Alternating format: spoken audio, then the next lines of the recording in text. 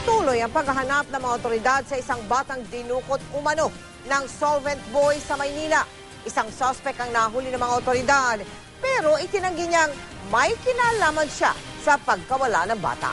Nakatutok si JP Soriano. Dito sa may bahagi sa Sampaloc, Maynila, napunta ang mga taga-DSWD para hanapin ang isang batang kinidap di umano ng mga solvent boys noong linggo.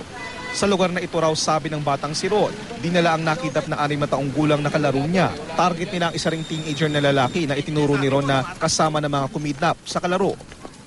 Sa liblib na bahagi ng Rides sa Sampaloc, Manila nila natyempohan ang lalaki. Pero itinanggi niyang may kinalaman siya sa pangingidnap. Naglalakad lang ako, bigla po pupunta po ako sa tatay ko, naglulugawan. Sa kwento ni Ron, November 11 ng gabi, nang dukutin di umano ang kanyang kalaro habang nanonood ng TV sa isang pilahan ng tricycle sa Blooming Treat. Sa pilitan daw siyang kinuha, ginulpi at tinali raw ng ilang binatilyong solvent boys at isinakay sa jeep. Pero naglakas daw si Ron na sundan ng mga dumukot hanggang makarating siya sa isang bahagi ng Sampaloc sa Manila. Iyak po ng iyak ako, pinasolve po nila. Tapos po si Barak sa Dilio. Agad daw siyang bumalik sa ina ng kalaro at nagsumbong. Pero nang balikan nila ang lugar, di na nila makita ang kalaro na si Barak.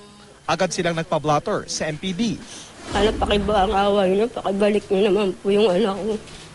Wala pa ang kamuwang-muwang yun, nag-aaral po yung kinder sa Marian.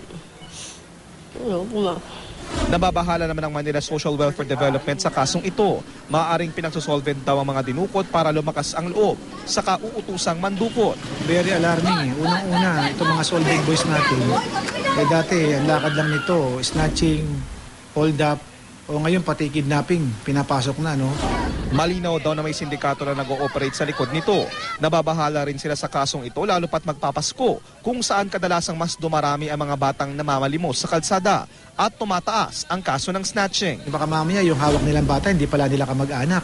Baka mamaya kinidnap din pala nila yun. Payo ng pulisya sa mga magulang, laging bantayan ng mga anak at huwag payagang gumala-gala. Payo naman din ng DSWD sa publiko, huwag magbigay ng pera sa mga nanlilimos. Ang ibigay natin in kind, bigyan natin ng pagkain kung meron tayong dalang pagkain, no? Pero hanggat maaari, wag nating itolerate. JP Soriano, Nakatutok, 24 Oras.